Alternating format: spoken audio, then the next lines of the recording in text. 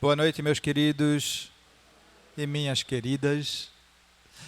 Sejam bem-vindos mais uma vez à nossa casa para mais uma noite de reflexão, mais uma noite de estudo, mais uma noite em que queremos compartilhar com vocês um pouco dos ensinamentos do Cristo à luz da doutrina espírita. Hoje temos a grata satisfação de contar mais uma vez com a nossa querida irmã Marlene Andrade, trabalhadora da nossa casa, trazendo como tema para a nossa reflexão da noite de hoje, Plenitude, de Joana de Ângeles.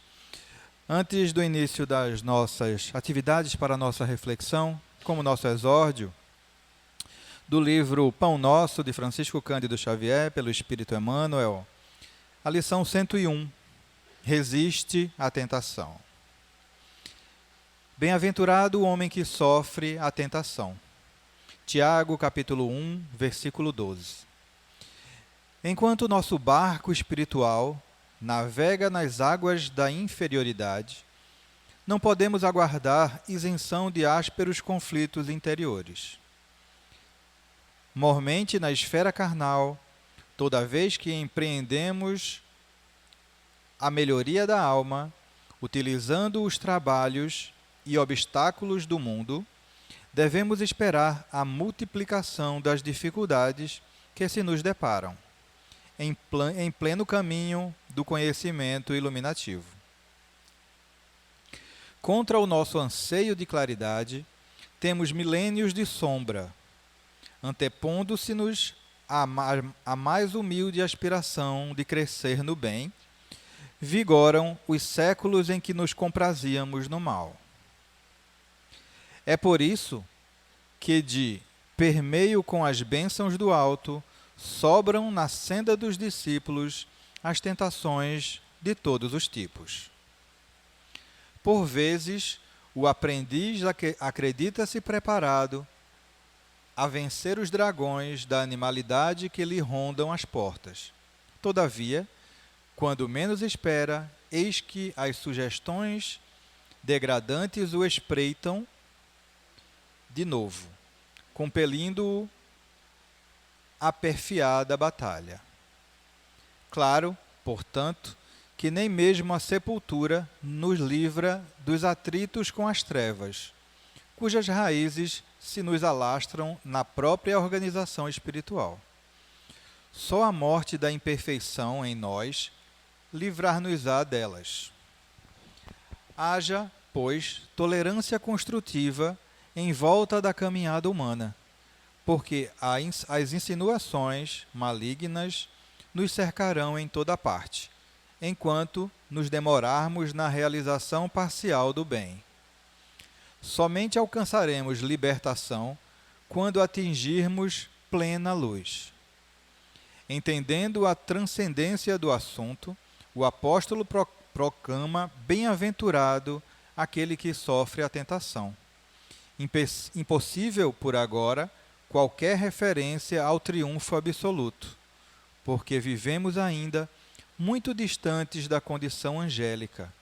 Entretanto, bem-aventurados seremos se bem sofrermos esse gênero de lutas, controlando os impulsos do sentimento, menos aprimorado, e aperfeiçoando-o do pouco a pouco, à custa do esforço próprio, a fim de que não nos entreguemos inermes às sugestões inferiores que procuram converter-nos em vivos instrumentos do mal.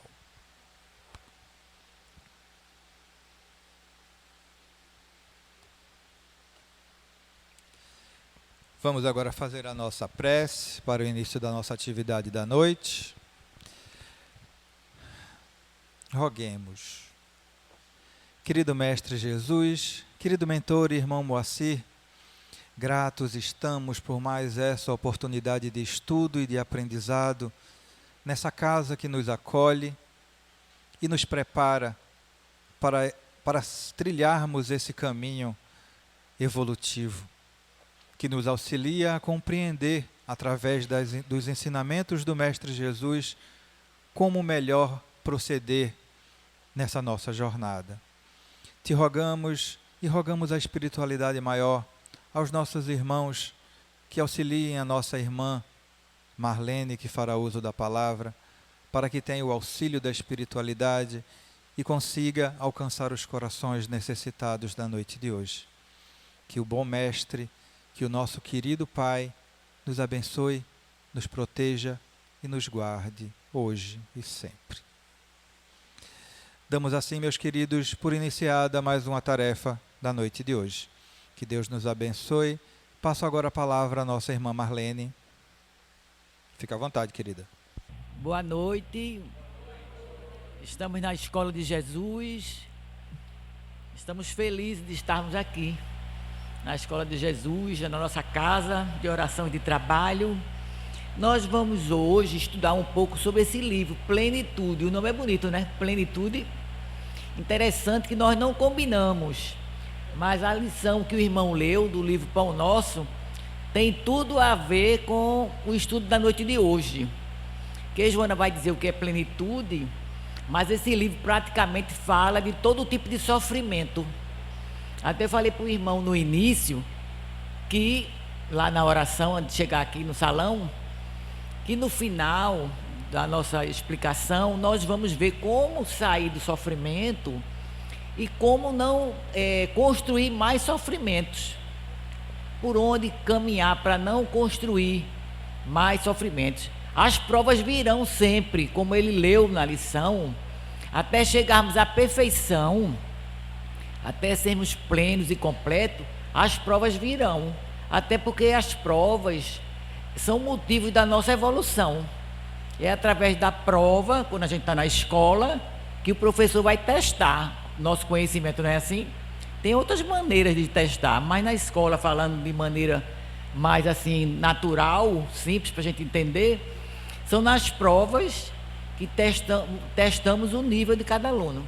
Então na vida também tem as provas que vai fazer com que a gente aprenda e cada vez mais vá subindo de degrau espiritual. Mesmo na terra nós temos N degrau, né, espiritual. Cada um de nós está num degrau diferente. Estamos no mesmo contexto de provas e expiações. Mas se tiver 10 pessoas numa casa, em geral, cada um está num degrau diferente de evolução. Pode ter até afinidade um com o outro, mas os graus são, às vezes, pouca coisa, mas há diferença por conta do tipo de experiência que cada um passou, a construção de cada um fez. Então, nós vamos começar vendo primeiro o que é plenitude. Ela coloca o que seja plenitude. Eu transformo em perguntas e respostas para ficar mais fácil para a gente. O que seja plenitude é patamar superior, que para ser conquistado depende das realizações felizes nas faixas precedentes. Então, para a gente chegar à plenitude, temos que ter realizações precedentes de vidas passadas felizes. Vamos construindo cada vez que reencarnamos essas realizações, que todos nós estamos aqui na Terra em missão. Cada um vem cumprir uma missão. Seja qual for a nossa posição social, nós estamos cumprindo uma missão. Estamos aprendendo a amar, né, a partir do lar e na sociedade. Então ela diz que a plenitude é quando a gente conseguir esse patamar superior, que é a liberação de todos os sofrimentos. Quando a gente não precisar, porque a dor, ela é uma alavanca para a nossa evolução. Sem a dor, nós não ia conseguir chegar onde nós estamos aqui hoje. Não é que nós vamos amar a dor, ser masoquista, não. Mas a gente vai entender que o sofrimento faz parte da natureza. Eu lembrei agora até, por exemplo, de um animalzinho da minha vizinha, um gatinho, que ela falou para mim que ele está com um tumor na cabeça. A gente podia perguntar, né? E por que o gatinho está com um tumor na cabeça? Ele fez o quê?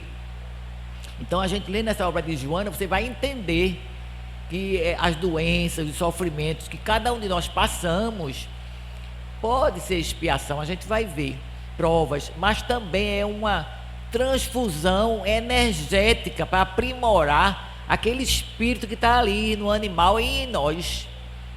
Percebemos que a gente, quando está para desencarnar, tem o desgaste quando a gente está idoso, natural da matéria, mas também é aproveitar desse instante para uma pequena limpeza, para a gente subir melhor e para as colônias espirituais melhor ou melhores, porque aquele sofrimento que aparece, aquela doença, vai dar uma condição de uma limpeza em nós, para que a gente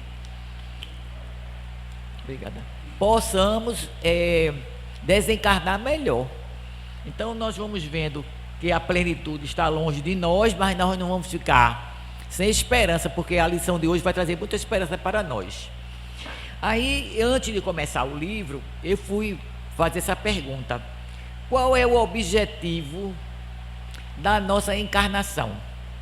Da gente estar aqui, qual é o objetivo? Então, no livro dos Espíritos tem essa pergunta, e Joana coloca ela aqui na página 47. Ela utiliza no livro uma nota, né, falando da pergunta 132 do livro dos Espíritos. Para a gente entender o sofrimento, vamos entender o que é que nós estamos fazendo aqui, o que é a reencarnação. Então vamos ver na pergunta 132. Qual o objetivo da encarnação dos espíritos? Começa: Deus lhes impõe a encarnação com o objetivo de fazê-los chegar à perfeição. Então a maneira da gente chegar à perfeição é vindo para a Terra, para os planetas que vamos habitar, recebendo um corpo para exercitar o amor. O amor é uma escola universal. Então nós estamos aqui para exercitar o amor, evoluir no amor, evoluir nos conhecimentos, evoluir na ternura, na paciência, em todas as virtudes. Então coloca a resposta: Deus lhes impõe a reencarnação com o objetivo de fazê-los chegar à perfeição. Para alguns é uma expiação, para outros é uma missão. Nós vamos ver depois o conceito, vários conceitos de expiação, de provas, mas coloca aqui na segunda frase: para uns é uma expiação e para outros é uma missão. Mas percebemos o quê? Que a missão todos nós temos, mas tem pessoas que vêm para a Terra e não conseguem ter uma missão, porque ela está numa forte expiação, né? Tem vários níveis de provações e tem as expiações. Então a expiação, às vezes a criatura vem para a Terra e não tem, a gente percebe que ela não tem, vamos dizer, uma utilidade social.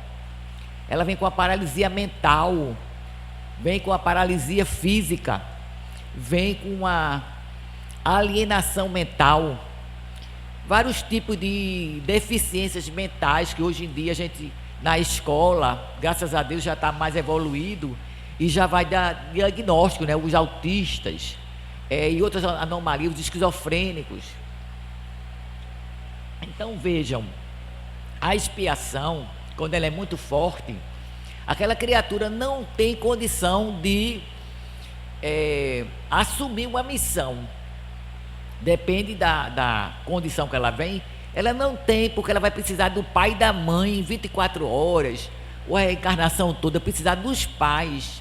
Eu já ouvi uma mãe dizer: meu Deus, eu queria saber o que vai ser do meu filho, eu não posso nem morrer, que ele depende totalmente de mim. E tem problemas mentais, depende de mim, né? Uma criança de 40 anos, de 50, tem que botar fralda, tem que levar para a escola, tem que ter babá, etc. Então veja, essa criatura, ela não está em missão, porque ela não está nem na sua consciência plena. Ela veio como que amarrada emocionalmente. Então ela não consegue ter uma missão, mas ela está espiando, ela está limpando a alma, depurando a alma nessa prisão, vamos dizer assim, carnal. Ela está limpando, ela não tem essa consciência aqui quando se acorda, mas quando ela dorme à noite, ela tem consciência que ela planejou lá isso com o mundo espiritual, precisou dessa condição para limpar sua alma, não é? As pessoas, por exemplo, que criam as guerras, milhões de pessoas morrem, quantas expiações não tem que passar, não é? Então vejam que a natureza é perfeita, Deus é perfeito, muitas coisas nós não entendemos. Eu mesmo pergunto a Deus assim, né? Sem entender muito sofrimento que eu vejo, eu disse, meu Deus, mas quando a gente vai ler as obras, estudar as obras, a gente tem uma noção da perfeita justiça de Deus. Mas a gente ainda não tem o grau de entender tanto sofrimento que a gente vê, não é? Então aqui está dizendo, para alguns é uma expiação e para outros é uma missão. É lógico, a mãe que recebe um filho com um problema muito grave, para a mãe é uma missão. Aí podemos estudar o que é que a mãe tem a ver com aquele filho.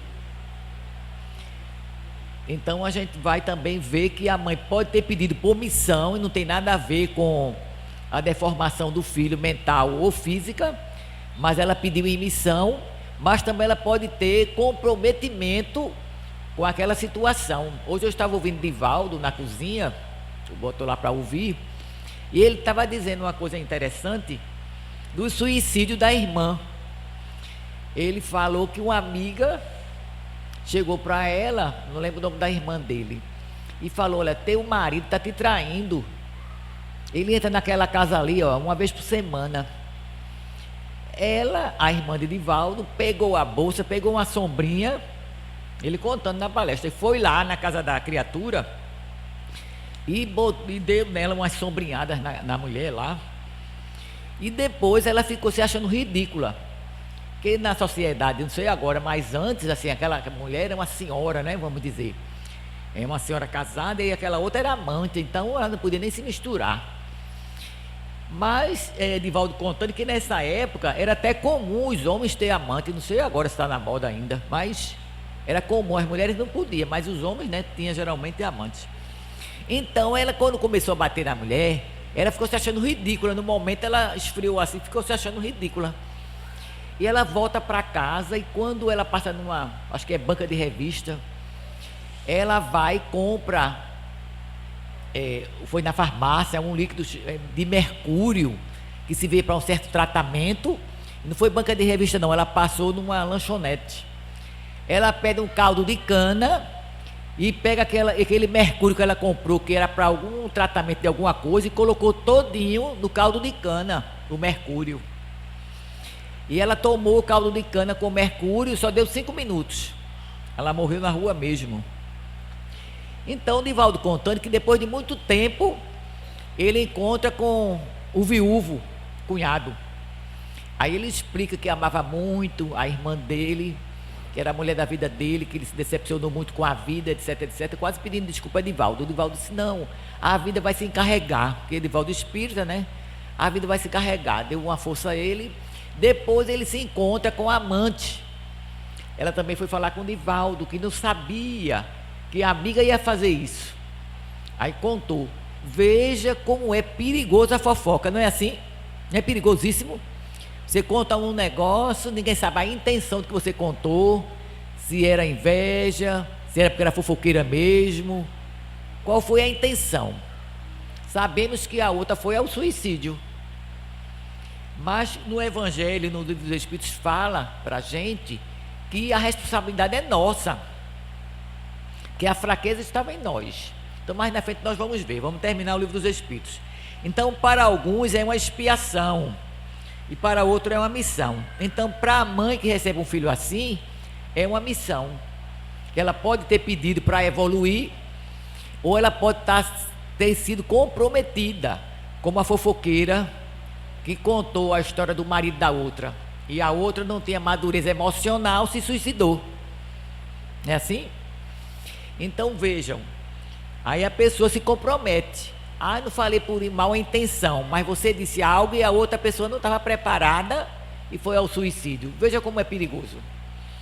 Então, todavia, para alcançar essa perfeição, devem suportar todas as vicissitudes da existência corporal. Aí eu fui para o dicionário olhar o que era vicissitudes, para a gente suportar todas as vicissitudes da vida. Vicissitudes é o quê? Mudança ou variação de coisas que se sucedem. Mudança ou variações das coisas que se sucedem. Ou seja, ela, a irmã de Divaldo, por exemplo, achava que era amada e que ela era honesta e ele era honesto. O que é que mudou aqui? Ela descobriu a desonestidade do marido, não foi assim? Então aí, mudanças ou variações de coisas que se sucedem. Então descobriu a infidelidade do marido e foi ao suicídio. Primeiro deu na mulher e depois suicidou-se. Então vejam que vicissitudes são mudanças de circunstância, não é assim? Tudo que passa na nossa vida, todas as mudanças, as coisas que acontecem na nossa vida, emprego, desemprego, estudo, perca dos parentes, né? E todas as coisas que acontecem na nossa vida são chamadas de vicissitudes. E aqui o Livro dos Espíritos está dizendo que nós temos que nos preparar para suportar. E mais na frente a Joana vai ajudar a gente dizendo como fazer isso, para suportar. Porque nós estamos aqui agora, todos nós, não é? Mas nesse momento pode estar havendo um acidente, por exemplo, que quase que a família toda morre e fica vezes um. Até uma criança, né? Ele na outra palestra ele estava falando que a mãe com o pai vinha no automóvel, os dois morreram de acidente e ficaram 3 crianças, uma de 14, uma de 12 e uma de 10. Então ficaram órfãos 3. Aí da onde vem isso? Por que isso? Por que aconteceu? Então são várias interrogações que a gente faz e depois a gente sabe que Deus é justo. Então como entender todas essas coisas? E temos que nos preparar, estamos numa casa espírita, para qualquer ocorrência que possa acontecer na nossa vida. A gente não sabe o dia de amanhã. Pode acontecer coisas maravilhosas e vão acontecer, e pode acontecer também percas, não é? Sofrimentos que a gente tem que se preparar, precisamos nos preparar para diminuir, atenuar, compreender, conversar com Deus, com Jesus, né? Tomar todas as providências para a gente não cometer uma atitude que vá trazer para a gente mais sofrimentos. Então diz aqui: todavia, para alcançar essa perfeição, deve suportar todas as vicissitudes da existência corporal. Nisto é que está a expiação. A encarnação tem também outro objetivo, que é o de colocar o espírito em condições de cumprir sua parte na obra da criação. Veja que coisa bonita. Aqui nessa frase está dizendo que todos nós somos partes da obra da criação. E é verdade. Tudo que a gente trabalha, a gente está ajudando a Deus na criação. Qualquer uma das nossas funções, nós estamos ajudando a Deus na criação. Se nós temos filhos, mais ainda, que a gente teve filho, está ajudando Deus na criação. Mas aí você pode perguntar: mas Marlene, e se a gente não educar bem nossos filhos? Aí você vai trazer o quê? Dívida para você, não é? Aí nas próximas reencarnações a gente vai precisar escolher um pai marginal, uma mãe também meia prostituta, para a gente ver como é. Se a gente não deu conta por relaxamento, negligenciamos com a educação, então também vamos ter a experiência de ter pais que são negligentes. Vamos experimentar. Então, para realizá-la, a perfeição, é que cada um no mundo toma um aparelho em harmonia com a matéria essencial desse mundo, cumprindo aí, daquele ponto de vista, as ordens de Deus, de tal sorte que, concorrendo para a obra geral, ele próprio se adianta. Então todos nós, veja a beleza do Livro dos Espíritos, todos nós estamos concorrendo para adiantar a obra de Deus. Cada um veio com a missão aqui na Terra, para ajudar Deus na criação. É uma da missão que nós recebemos quando estamos chegando do mundo espiritual. Então, estamos concorrendo para ajudar na obra geral, e nisso aí vamos nos adiantar. Então, é perfeito o Livro dos Espíritos, porque ele traz uma explicação global. Passamos por provas para nos adiantar. Nessas provas, podemos, se não procurar Jesus, não suportar, e podemos criar novos sofrimentos. Como, Marlene, acontece isso? Por exemplo, eu possa ter um marido bem violento, e se eu não tiver em vigilância, se eu não tiver em oração por ele, se eu não tiver com paciência, com tolerância, o que é que vai acontecer? Ele vai dizer algo a mim, vai me trazer a prova. O que é que vai acontecer comigo? Se eu estiver procurando Jesus, procurando me disciplinar, como o irmão falou na lição, eu vou sofrer, mas eu vou ter condição de suportar, como aqui está pedindo a gente, para enfrentar essas vicissitudes da vida e me autoburilar, me transformar com a paciência, com a tolerância e vice-versa também. A mulher pode perturbar muito o homem, é a mesma coisa. Vamos dar um exemplo. Tem um casal discutindo e um agride o outro. Se os dois tiverem muito orgulho e vier à tona e a gente deixar o orgulho tomar conta de nós nesse momento, o que é que vai acontecer? Um vai dar no outro. E aquele que está ali armado pode tirar a vida da mulher. Não é assim? Há um momento de desequilíbrio, há um momento de vibração negativa. Você vai atrair os espíritos também com essa energia que vai dar aquela sobrecarga de energia de ódio, e você vai cometer um assassinato sem nem perceber. Quando esfria, você bota a mão na cabeça: ai meu Deus, o que foi que eu fiz? Aí se o outro tem a imperfeição do orgulho, nós todos temos ainda, tem um orgulho cego, que a pessoa não enxerga nem um palmo, tem um orgulho radical, em que as pessoas já procuram ajuda, procuram pensar 2, 3 vezes, e tem um orgulho flexível, que a pessoa já está querendo desenvolver a humildade. Então no orgulho cego a pessoa age sem nem pensar, não quer nem saber o que é que vai dar. E o ódio às vezes fica séculos naquela alma, naquele espírito. Quando a gente aqui doutrina na casa, ouve séculos aquele espírito com ódio. E aquele ódio, depois que a pessoa conseguir se arrepender, perdoar, ainda vai virar doença, que é uma energia negativa na nossa alma. Às vezes vem um CA e a gente não sabe de onde, mas às vezes é de ressentimento, de ódio que guardamos. Então tudo isso é lixo emocional e espiritual. Então o que acontece? Tem uma história também que eu vou dizer a vocês, que falar de sofrimento não é fácil, porque a gente é bom falar de como sair dele, né? A gente vai falar como sair dele. Tem uma reportagem que eu lembro de uma jovem, não sei se vocês lembram da família Nardônio. Tem uma jovem que ela começa a namorar com um rapaz, e os pais, eles são um casal de psiquiatras. E aquela jovem, aquele rapaz, ele tem muita ambição pelas coisas materiais. Ele começa a verificar o que é que o sogro e a sogra tinham. E ele começa na intimidade sabendo o que é que os sogros tinham. E começa a influenciar a noiva, a namorada, não é? A tomar o que é dos pais. Então, mais na frente, eles vão planejar o assassinato dos pais dela. Ora, por que que ele planejou com ela essa situação? Porque encontrou com ela a energia também da ambição. Porque se ele estivesse namorando, era uma prova. Se ele estivesse namorando com uma pessoa que não tivesse a energia da ambição, não ia acontecer. Mas ela tinha. É por isso que é muito importante a gente colocar nossos filhos numa religião. Conhecer Jesus logo de novo.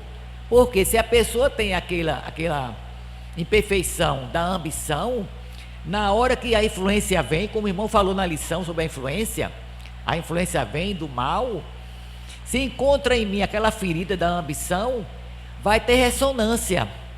E se eu não tenho o evangelho de Jesus, eu não tenho controle, eu não tenho autoconhecimento, nada, eu vou ceder facilmente àquela energia da ambição. E caio a fazer um plano com o meu namorado para tirar a vida dos pais. Ela foi presa, né? Ela e o irmão, faz muitos anos isso. Então entendem como é isso. Então a imperfeição está em mim, está em nós. A influência vem externa, dos espíritos desencarnados e dos espíritos vivos, que somos nós. Então a influência vem. Se eu estou ligada a Jesus, a espiritualidade, as minhas orações, os meus deveres, eu vou estar com a sentinela ligada, para eu não dar margem às minhas imperfeições. Mas se eu estou desavisada, se eu estou ingenuamente desacordada, não sei o meu passado, não lembro do meu passado, aquela energia está no meu inconsciente e vai desabrochar e vai ter ressonância. Então, aí no momento de fraqueza, a pessoa cai, e quando vê, em vez da provação elevar a criatura, dar promoção. Aquela provação vai fazer a pessoa, além de ser presa na matéria, ir para a prisão, vai criar dívida e débito com aqueles pais. Que também a gente não sabe a vida dos pais antecedentes, né? Porque teria que passar por aquilo ali. Então tudo é muito profundo e muito prolongado, né? Então o que quer dizer o Livro dos Espíritos? Para a gente ter esse cuidado com as nossas imperfeições, para quando vir a força externa, a gente não dá espaço. Porque se a gente der espaço, a gente vai fazer o que a nossa energia está mandando. E será que essa energia nossa, do nosso inconsciente, do nosso espírito, está mandando fazer uma coisa boa? Então a gente tem que contar de 1 até 10, tomar um banho frio, sair de perto daquele que está nos ofendendo, não é? Para que a gente não entre na energia da pessoa. Porque nós já temos as nossas dificuldades. Então a gente não deve entrar. Então, o que seja sofrimento? Ato de sofrer. São causados pelos desconcertos do espírito, que desarmonizam o fluxo da energia, permitindo a instalação das enfermidades. Então, quando eu desorganizo as minhas energias, eu vibro ódio, fabrico ódio, ressentimento, raiva, rancor, que alguém me ofendeu, não consigo perdoar, não quero saber. O que é que vai acontecer? Vou desarmonizar a minha energia. O que é que vai acontecer? Doenças físicas, morais, emocionais e espirituais. O que são as doenças físicas ou enfermidades? Todo mundo sabe o que é a doença física. Mas antes da doença chegar no nosso corpo, a menos a virose, que a virose está no coletivo. Mas antes da doença chegar no meu corpo, ela já estava no meu espírito. A doença está no espírito, passa para o perispírito e vem para o corpo. No momento adequado, no momento certo, vem aquela doença. Então, a causa está no espírito. Então, a gente vai para o médico doente, ele vai tratar dos efeitos e passar um remédio para sanar a sua dor, fazer uma cirurgia que é preciso, etc. Nós precisamos de médico. Não é para deixar de ir, tem que ir para médico, psicólogo, psiquiatra, tudo. Mas que ele vai tratar dos efeitos. A causa continua no espírito. Então, se a gente não curar o espírito, vai continuar ali a causa. Então, é por isso que é bom o autoconhecimento, para que a gente cure as causas. Então, o sofrimento físico, todo mundo sabe, vai ser no corpo. Temos também, que a gente já falou, o desgaste físico pela idade, não é? Ou pela idade ou pelo abuso. Porque, por exemplo, se eu beber muito o tempo todo, fumar o tempo todo, e mais uma carteira e mais um, e vou fumando muitos anos na vida, drogas, etc., qualquer abuso de alimentação, de depravação, qualquer coisa, todos os abusos eu vou registrar no meu corpo e na minha alma. Isso depois vem a cobrança. Quantas pessoas eram para viver mais e pelo abuso do corpo viveram bem menos? Aí, como se diz, é um suicídio inconsciente, né? E acontece sofrimento. Aí o sofrimento moral abala os sentimentos nobres, provoca incontida aflição. O que é um sofrimento moral? Uma traição, por exemplo, né? A gente lembra de Jesus quando Judas trai. É um sofrimento moral, que dói na alma. Você não espera aquilo. Então não é no corpo, é na alma aquele sofrimento. Vamos ver agora o que é o sofrimento emocional. A maioria das vezes tem suas matrizes nas existências passadas. Somos herdeiros de nós mesmos. Então o que a gente fizer de nós nessa reencarnação vai servir de patamar para a próxima. Se eu trabalho o meu espírito para melhorar, na próxima vem o melhor. Mas se eu não trabalho e crio mais dívida, aí na próxima eu venho com mais comprometimento. E se eu não conseguir na próxima limpar minha alma, consertar minha energia, aí lá na frente, em outras reencarnações, acontece de aparecer sofrimentos. A gente lembra que Chico Xavier, por exemplo, tinha sofrimentos, não é? Que era de reencarnações bem passadas, que veio à tona na última reencarnação. Então tem sofrimentos que não vêm logo na outra reencarnação, mas vêm posteriormente. hoje eu estava ouvindo novamente Divaldo, ele dizendo, contando o sofrimento dele, e até estava comentando ali com Robson e com Flávio, da mediunidade, né? A mediunidade tem muita beleza, quando depois bem desenvolvida, bem aproveitada, bem disciplinada, que a pessoa aceita trabalhar para si mesmo e ofertando seu trabalho a Jesus. É muito bonito a mediunidade, mas no começo não é fácil a mediunidade, vem através de sofrimentos. E aí Divaldo contou, quando ele começou a ver os espíritos com 12 anos, né, que eu estava falando para os meninos, que uma senhora perde o marido, um homem muito bom, aí pergunta para ele, que ele era religioso, já está frequentando o espírito, e pergunta para ele, meu marido está no purgatório, que se usava essa palavra, né, purgatório ou no céu? Aí Divaldo, ingenuamente, 12 anos, né, uma criança quase, falou, ele está junto da senhora. Ele viu, né, ele junto da mulher. Aí Divaldo conta na palestra dele que antes de chegar em casa, que morava no interior, antes de chegar em casa, o pai já sabia que ele estava dizendo à mulher que estava vendo o marido da mulher. Aí ele levou uma surra. O pai não entendia de mediunidade nem de nada, deu uma surra nele para ele nunca mais mentir. Veja o preço da mediunidade, né? Naquela época mais. Então veja, hoje em dia não, você não leva surra, você está vendo mesmo, e aonde você fala, as pessoas já acatam você, né? Já lhe ajuda, já lhe protege, você vê uma casa espírita, uma casa religiosa, as pessoas lhe aceitam, e você pode desenvolver o seu trabalho, etc. E até ajuda na casa espírita um vidente. Então vejam, ele na terceira surra, aí ele viu o avô. Aí disse, papai, eu estou vendo o meu avô perto do senhor. Aí disse o nome do avô, que ele não conhecia o avô, tinha desencarnado antes dele nascer. Aí ele falou o nome do avô, falou como o avô era. E o meu avô está dizendo que o senhor era muito peralta e ele não dava no senhor, e o senhor está dando em mim. Aí o pai dele ficou consternado, né? Ficou pálido, consternado, porque tudo que ele descrevia era o avô. Aí pediu desculpa, ele pediu perdão, e disse a ele, me desculpe, eu sou ignorante. Ele começou a respeitar o filho. Aí Divaldo disse, aí eu também prensei ele, né, assim, tirei a forra, né, dizendo assim, que escrevendo assim, o pai, e chamou ele de você, chamava-se senhor, né, chamava, você está me batendo, mas seu pai está acabando de me dizer, o nome dele é tal, que você era peralta, ele não dava em você. Aí ele tomou um susto, né, viu que o menino não estava mentindo. Mas vejamos, o sofrimento emocional, como a gente estava falando, tem herança em nós mesmos. Por exemplo, tem sofrimento nosso que é inconsciente. Se nós carregamos, por exemplo, o complexo de inferioridade, isso muitas vezes está no nosso inconsciente, né?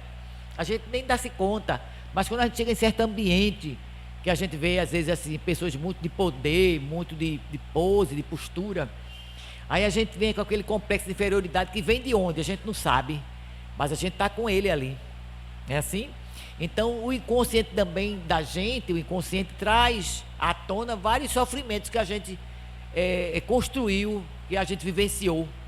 Então pode ser o complexo de inferioridade, mas pode ser o sofrimento da inveja, pode ser o sofrimento do orgulho, vários tipos de sofrimento da imperfeição que traz uma emoção dolorida, não é? Então a gente tem o sofrimento emocional de nossas vidas passadas.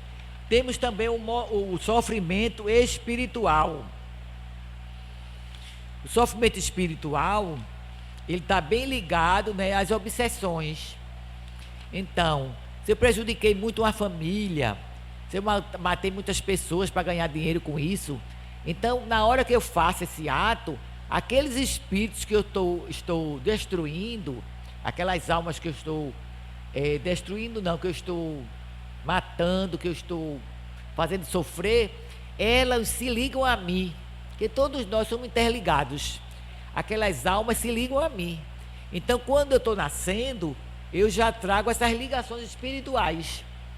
Tem crianças que já se manifestam com obsessão, pequenas, e outras, quando vai ficando maiorzinha, né, que a mãe às vezes procura até uma casa espírita para tratar, porque tem crianças que não dormem, são assustadas, outras são violentas, né, quebram tudo. são irritadas, não aprendem a ler, né? Tem vários tipos de situações de comportamento em que a criança traz, e se o pai e a mãe, com o pai e a mãe alerta na sentinela, ele vai perceber que seu filho está precisando de tratamento espiritual, tratamento médico, psicólogo, tem que ajudar aquele filho. Por exemplo, nas obras espíritas geralmente fala que os autistas em geral, não todos, a maioria foram suicidas. Então o suicídio, como o Divaldo depois descreveu também, essa irmã que suicidou, nasceu numa situação muito difícil. Então o suicídio, desde a hora que a pessoa faz, já é um sofrimento porque está fazendo, né? Ele já está em sofrimento, por isso que optou pelo suicídio. Então, de acordo com a consciência da pessoa, com o grau espiritual, aí a pessoa vai ter um comprometimento. A pessoa fica naquela ideia fixa daquele momento que fez e gera o sofrimento de não cortar o cordão umbilical da morte, né? Porque quando a gente vai morrer, desencarnar, o anjo da morte vem desligar os chakras para a gente seguir com o perispírito. Então não vai haver isso. Nós vamos ficar ligados ao estado de decomposição. Então é um sofrimento. A gente que está aqui na casa espírita, que ouve isso, deve ajudar aqueles que a gente vê com depressão, né? Às vezes a pessoa está pensando no suicídio, a gente nem sabe, está perto de nós. Então a gente tem que chegar perto, ajudar com uma palavra, com um abraço, verificar se a pessoa está pedindo ajuda aos parentes, dar uma ajuda na oração, fazer alguma coisa para aquelas pessoas que estão depressivas, que a gente não sabe se está com planejamento de fazer o suicídio, até gente jovem hoje em dia, não é? A gente vê isso. Outra coisa também, o aborto. Estava ouvindo também uma palestra sobre a culpa. Então tem muitas jovens que no início da flor da pele, da idade, engravida, né, e faz o aborto. Não quer aquele filho naquela hora, não pensou, aquela confusão na cabeça e não tem religião, e está escondendo da mãe, está escondendo do pai, e vai, aceita o aborto, faz o aborto, e na alma daquela criatura fica aquela dor, aquele sofrimento emocional, não é? E a pessoa precisa de procurar ajuda. E também, além do arrependimento, da consciência do arrependimento, a pessoa tem que fazer a caridade. Porque Joana vai dizer aqui mais na frente que a caridade vai fazer o quê? Vai diminuir as minhas dívidas. Quanto mais eu faço o bem, na hora da expiação, que vai chegar a minha hora de eu expiar alguma coisa, então em vez de eu sofrer, vamos dizer, 50% de uma situação, eu vou sofrer 10% daquela situação, porque eu estava trabalhando na caridade. Então a expiação tem isso, né? A misericórdia divina. Então veja, aí a pessoa que não pensou, ou pensou só em si, eu não sei, que a gente não pode julgar ninguém, vai se fez o aborto, aquela dor está na alma, né? Às vezes aquele filhinho está junto daquela mulher o tempo todo. A gente na doutrinação vê isso, o espírito chega chorando, dizendo: eu queria muito aquela minha mãe me rejeitou. Como eu vi na casa dos humildes, né? O espírito chorando, dizendo: eu era o quinto filho dela, e ela me tirou, me jogou fora, e eu vinha cuidar dela na velhice. Eu me emocionei tanto que eu segurei as lágrimas, né? Aquela criatura, aquele espírito vinha com a missão de cuidar daquela mãe na velhice, na idade, né, avançada. E ela tirou e jogou fora, e o espírito chorando porque a mãe não rejeitou. Então são N sofrimentos que o espírito sofre, e a mãezinha também vai ficar com aquele sentimento de culpa. Por que fica? Porque nós carregamos Deus, e Deus é a consciência em nós. Então nós ficamos. Então o que precisamos fazer? Visitar orfanatos, adotar uma criança, mesmo que você não traga a criança para casa, mas vá visitar a criança no orfanato, vai levar chocolate, vai levar uma roupinha, vai evangelizar aquela criança, vai dar amor àquela criança. Então você vai apagando aquela dor que você sente na alma. Às vezes ninguém sabe, mas você sabe, né? E também o pai, que muitas vezes foi cúmplice, né, que mandou também fazer, também tem uma parcela de responsabilidade. Então tudo isso aparece na nossa alma como fosse o karma, não é, que está lá registrado. E quais os objetivos das provas e expiações? objetivo de educar ou reeducar o espírito, predispondo as criaturas ao inevitável crescimento íntimo, na busca da plenitude que os aguarda. Então todos nós carregamos Deus e todos nós temos todas as virtudes em nós para se desenvolver, nos aguardando. Aí é preciso a gente trabalhar essas virtudes, tá certo? Então todos nós estamos fadados à plenitude, a não precisar mais de sofrer. Então o objetivo da prova e expiação é educar e reeducar. O que seja provação? É uma experiência requerida ou proposta pelos guias espirituais antes do renascimento corporal do candidato. Então, o que são as provações? Vou ler de novo. É a experiência requerida, quer dizer, nós solicitamos, requeremos aquela prova. Ou proposta guiadas pelos anjos guardiões. Se a gente não sabia bem as provas, os anjos da guarda vai nos mostrar, nos facilitar de acordo com as nossas aptidões, com as nossas limitações, até quando a gente aguenta, até quando a gente suporta.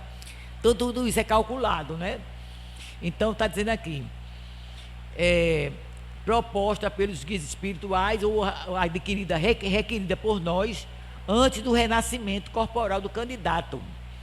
Então isso aí vai ativar o nosso progresso. Cada prova que a gente passa, cada dificuldade que a gente passa, vai aumentar a nossa inteligência espiritual, emocional. Você pode não ter nem muita intelectualidade, que a intelectualidade eu já falei aqui, que a gente vai buscar de fora para dentro, nas escolas, nas faculdades, mas ter muita experiência iluminativa, ter pouca leitura e ser um sábio na sociedade, ter a experiência espirituais avançada. Então, o que quer dizer aqui é que essas provações vai dar para a gente o passaporte para a gente se libertar dos sofrimentos. E o que seja expiação? Aqui está curto, mas aqui no livro tem uma explicação bem maior. A expiação é a experiência imposta e irrecusáveis, por constituírem a medicação eficaz, a cirurgia correta para o mal que se agravou. Então a expiação ela acontece quando a gente repete o mal. Por exemplo, uma coisa mais prática e mais dura, a gente mata uma pessoa, então tem os atenuantes, como tem na lei civil nossa. Aí de novo a gente comete o crime, aí terceira vez o crime. Então chega uma expiação no plano espiritual, porque nós não corrigimos, nós não reeducamos. Então a expiação é uma coisa imposta, a aprovação não. A aprovação nós escolhemos junto com os guias espirituais até onde a gente suporta. Então você pede, eu quero amar uma pessoa que só me dê indiferença. Então você é uma alma já bem avançada, porque você, junto com seus guias espirituais, tem a condição de atrair um casamento, um matrimônio, um relacionamento, que uma alma vai ter atração por você e vai lhe dar só indiferença, e você amar aquela alma. Não é interessante isso? É uma prova muito dura, porque você amando aquela alma que só lhe dá indiferença, você está amando a multidão. A sua alma é muito elevada, é por isso que você recebeu esse companheiro de alma endurecida, às vezes até esquizofrênico, ninguém sabe. Recebeu filhos difíceis, porque sua alma é luminosa. Não é porque você tem que ver assim, não pode ver você é vítima, não. Pelo contrário, você é uma alma forte, equilibrada, estruturada, e Deus deu porque sabe a sua capacidade. Muitas vezes são provas que nós pedimos. Pode ter também aqui limpezas e algumas expiações, mas muitas vezes são provas que nós calculamos suportar e pedimos. Então veja, quando a gente muda a visão do que é o mundo espiritual, o que é a nossa alma, a gente entende melhor. Então não é que você não presta, que você só merece sofrer, não. Pelo contrário, você tem uma alma avançada, que suporta esse tipo de provas. E muitas vezes, quando o outro, né, o companheiro também não ajuda, termina realmente numa separação, não é? É melhor se separar do que fazer o suicídio. Que muita gente está num casamento, o caso da nossa irmã, da irmã de Divaldo, se ela tivesse a reflexão, ou frequentasse uma religião, ou conversasse com a mãe, ela não tinha feito isso. Mas ela foi pelo impulso, né? Pela energia até da amiga. Então vejam, com certeza a gente não pode julgar, mas nós temos orgulho. E naquela hora minha moral foi abatida perante o bairro. Então eu vou mostrar quem eu sou. Aí você dá na pessoa e depois tira a sua própria vida que você não suportou. Mas quando a gente tem esse conhecimento que a sua alma está preparada para passar por certas provações, você vai dizer o quê? Não vou entrar nessa energia do outro. Se ele é infiel, mas eu não sou, eu não vou entrar. Você podia chegar até um acordo de uma separação, não é? Mas não entrar nessa energia do suicídio. Então veja, quando a gente tem esse conhecimento, nós melhoramos a nossa situação. Então, como fazer para não criar sofrimentos morais e espirituais futuros? Então, eu não vou ler a resposta que é grande, mas eu vou falar o que Joana diz aqui no livro. Não é fácil o que ela vai dizer agora. Ela diz aqui: como fazer para não criar sofrimentos morais e espirituais futuros? Joana diz assim: quando alguém lhe agredir, quando alguém fizer sofrimento com você, de qualquer natureza, procure ver naquele agressor a sua mãe. Eu achei isso de tanta inteligência, de tanta profundeza, que a gente tem que exercitar, né? Não é do dia para a noite. Mas você vê no agressor, naquele que faz você sofrer, você vê a sua mãe. A sua mãe numa hora de desequilíbrio, a sua mãe numa hora de desconcerto, numa hora que ela está nervosa. Como é que ela age? Ela deve dar uma pisa no filho, né? Às vezes davam, né? Hoje está fora da moda. Mas você vê sua mãe naquele agressor. Para que isso, Joana diz? Para amortecer o meu ódio e eu não matar a pessoa. Para amortecer meu ressentimento, que vai ficar na minha alma e futuramente eu vou ter um CA. Para amortecer a minha raiva e eu não ter um derrame, não ficar todo deformado com derrame. Como a gente vê pessoas que tiveram tanta raiva que tiveram derrame. Teve umas que desencarnaram, tem outros que ficam toda, né, defeituosa do derrame, de uma raiva. Então isso está na nossa natureza.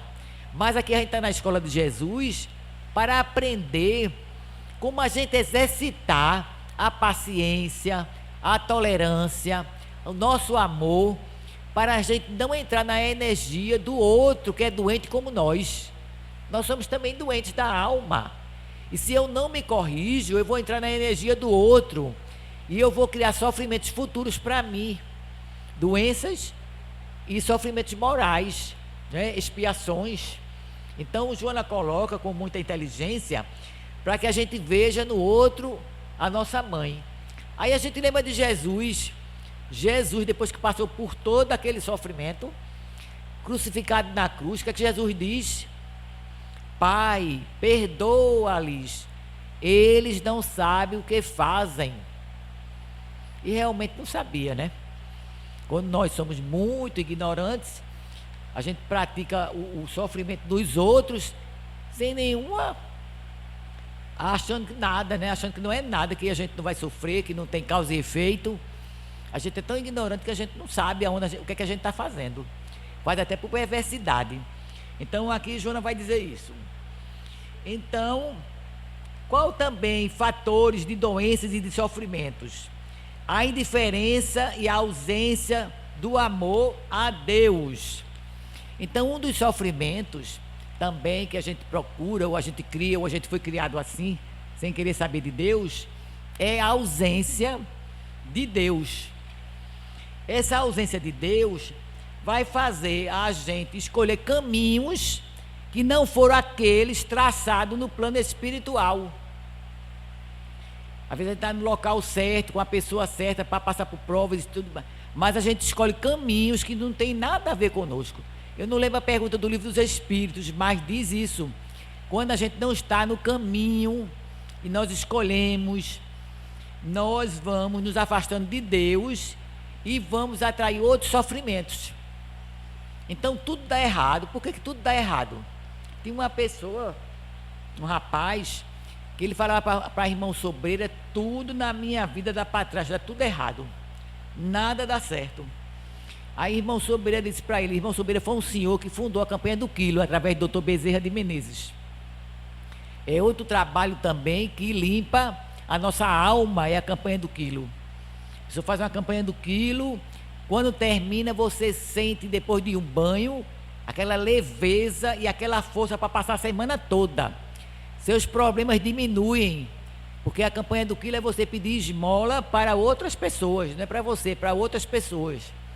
Então, ali trabalha o orgulho, e aqueles espíritos que nos acompanham para pedir esmola conosco, vai dar tanta energia para a gente, física, moral, espiritual, que a gente vai percebendo que a nossa dor, nosso sofrimento vai diminuindo. A gente consegue ver o sofrimento da gente e contê-lo e diminuí-lo. A gente vai entendendo através da campanha do Quilo, que é um trabalho que essa casa faz. Então vejam, o afastamento de Deus e de Jesus vai fazer a gente ficar indiferente, e essa ausência de Deus pode fazer com que a gente tome caminhos que não foram traçados. Vocês acham que no plano espiritual tem caminho para a gente escolher da bebedeira? A gente se acorda, toma logo uma meiota, não é? Depois tem mais uma de 9 horas, de meio-dia para almoçar, depois à tarde, depois a gente está tomando grades e grades e grades e não tem mais controle. Aquele vício domina você. Não é uma coisa que você vai lá e toma um drink como você quer e quando você quer, não. O vício domina você. Você não tem controle mais. Então é a ausência de Deus. Será que no plano espiritual tem essa programação? E você é alcoólatra, você acha que o anjo da guarda da gente ia aprovar isso? Não. Você vai ser drogado lá na terra? Não. São escolhas que nós fazemos, ou da má educação que nós tivemos. Isso não quer dizer que os pais que estão aqui, eu que também sou pai e mãe e avó, não quer dizer que os pais às vezes educam bem os filhos e os filhos depois tomam o caminho que eles querem. Aí o pai e a mãe não tem culpa, não é assim? Eles educaram os filhos, mas eles tomaram outros caminhos. Mas a gente quer dizer que quando a gente se afasta de Deus e de Jesus, podemos tomar caminhos que não são aqueles escolhidos por nós mesmos ou pela espiritualidade. Então, quais os caminhos ou meios que fazem cessar o sofrimento? Recolhimento interior, silenciar a mente, parar no seu quarto, conversar com Deus, se acalmar, silenciar, porque tanta agonia, né? Estava falando até com um amigo antes que eu cheguei, Aldi, que estava ali, ele estava perguntando qual o remédio para o amigo que é muito acelerado. Essa semana eu vi uma senhora na academia, eu não sei se ela era médica, eu não sei qual é a função dela, mas ela entrou tão acelerada que eu fiquei tão preocupada, acelerada com a flanela, com o álcool, num aceleramento tão grande. Eu disse, meu Deus, se essa mulher sair de carro é capaz dela bater. Ela estava aceleradíssima. Se for atender alguém, né, não sei como é que vai atender, porque muito acelerada, precisando de, acho que de calmante, porque o jeito que ela estava. Então às vezes a gente está assim muito acelerados, não é? Corre da vida. Então vamos parar, entrar no quarto, é um treino, conversar com Deus. Não dá para orar agora, nada, vamos conversar com Deus, pedir calma. A gente pode morrer até amanhã, a gente vai levar o quê? Para a gente estar tão agoniado. Precisamos da feira, precisamos do plano de saúde, pagar aluguel, mas vamos ter calma, vamos nos acerenar, que Deus está no controle. Então recolhimento interior, análise profunda dos conteúdos psíquicos. O que é que você pensa? Só pensa em desgraça? Só olha na televisão as desgraças, as coisas negativas? O que é que eu penso? O que é que eu elaboro na minha cabeça? Energia de quê? De vingança, de ódio, de quê? De ressentimento? Então, observar, analisar os conteúdos psíquicos. Fazer meditação, que é ouvir Deus. Fazer meditação é ouvir Deus. Oração, a caridade que eu já falei, né? Campanha do Quilo, servir sopa, visitar abrigos, orfanatos, visitar um parente doente, visitar um vizinho doente, fazer algo por alguém, dar uma esmola, algo, caridade.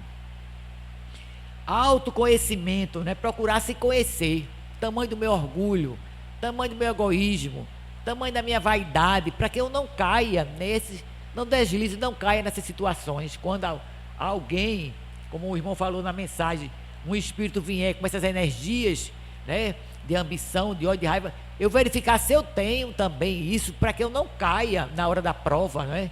Não tenha ressonância com aquele irmão, e se tiver, eu me controle e não entre na energia do irmão. Então o autoconhecimento, o auto-amor, me amar é procurar por Deus todo momento, procurar por Jesus. Irmão Sobeira dizia, vai abrir o chuveiro, agradeça a Deus, vai comer, agradeça a Deus, vai pegar o transporte, agradeça a Deus, vai caminhar, agradeça a Deus.